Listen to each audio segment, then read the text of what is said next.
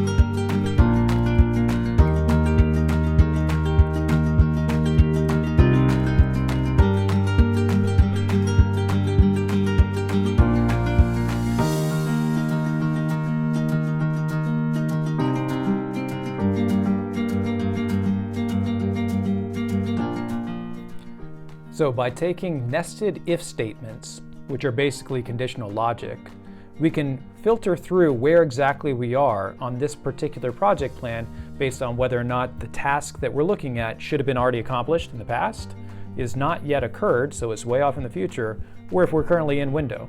And if we are in window, how far along should we be with this effort? This is true at the task level.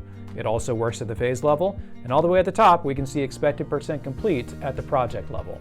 But let's do this one step better. Rather than looking at a column full of percentages, let's give a striking visual indicator for a red, yellow, or green, or gray if we're looking at a task that's done.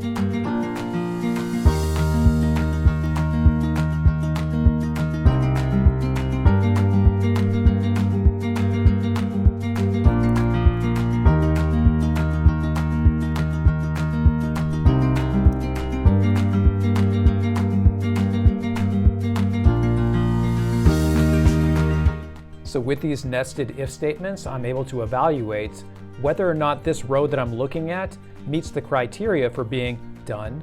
That'll get you a gray indicator. If it's not done and it has a date in the past for when it should have been done, that'll get you an indicator of red. If it has a date currently in window and we're behind where we should be based on the expected percent complete, that'll get you a yellow indicator. Or if we're in window and we're at or above where we should be for our expected percent complete, that'll get you an indicator of green.